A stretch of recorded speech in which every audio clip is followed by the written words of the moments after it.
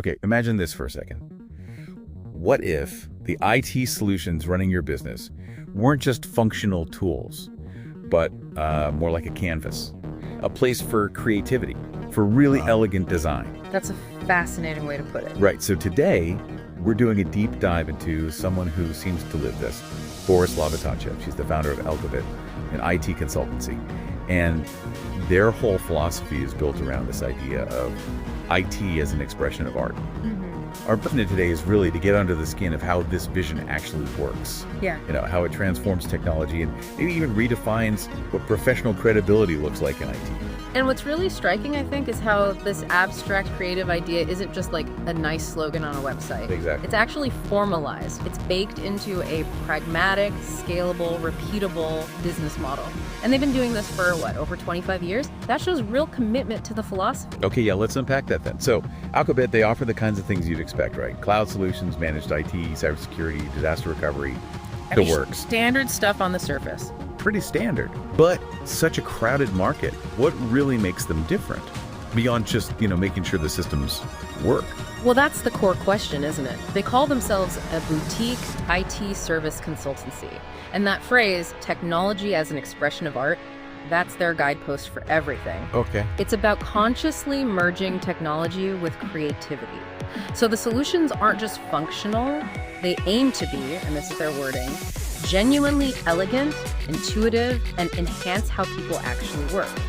Elegant and intuitive in IT. How does that look practically? Think about cloud migration. They wouldn't just lift and shift your data. They'd architect that cloud environment with a certain elegance, focusing on scalability, sure, security, definitely, but also intuitive management, cost efficiency, like a well-designed structure. Ah, I see. So it's the how as much as the what. Precisely. Or take cybersecurity. It's not just a big, complex padlock.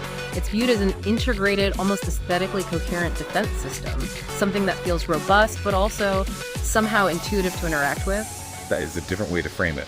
But, okay, I'm still trying to grasp how you take something like art and make it operational day to day.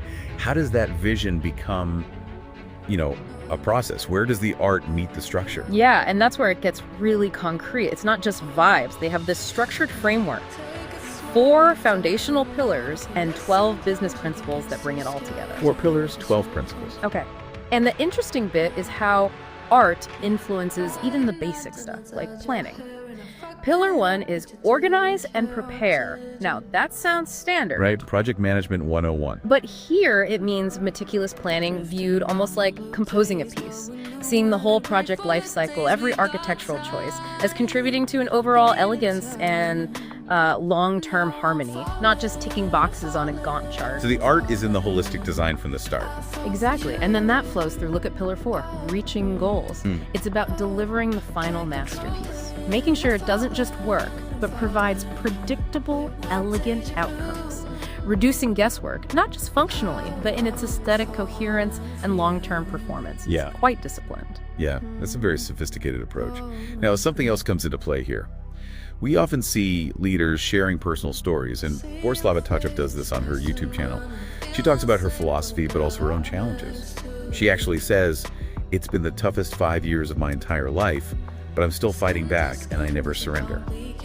How does that personal narrative connect to the business strategy? Is it separate or? Well, that's what's fascinating. It's not separate. It's deliberately woven in. Her personal theme of resilience isn't just a side note. It's actually a core principle within Alqubit's framework.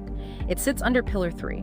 Pillar 3, being. Yeah, that pillar covers things like integrity, the internal culture, and crucially, resilience.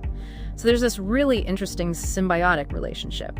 Her personal story, her lived experience of resilience becomes part of the company's DNA. So it fuels the brand. It becomes, as they put it, a real thought leadership engine. It does more than just marketing. It attracts strategic partners, people who resonate with that authenticity and resilience, not just vendors looking for a transaction. It's like the business is built on a philosophy that's genuinely lived out top to bottom. Right. So pulling this all together then. Yeah. What's the key takeaway for someone listening? What does this case study really show us? For me, Borislava Tatchev's professional profile is just a really compelling example of how embodying and clearly communicating a unique vision in this case, merging art and tech, and even folding in personal resilience can build incredibly strong professional credibility. Especially in a field often seen as purely technical or, let's be honest, sometimes a bit dry. Exactly. It really makes you think, doesn't it? It prompts us, maybe you listening, to consider. How could you infuse your own distinct philosophy, your unique story, into what you do professionally? It's about more than just offering a service or a product. It's about crafting something unique, something valuable, an experience that maybe pushes boundaries a little. Much like, well, a piece of art.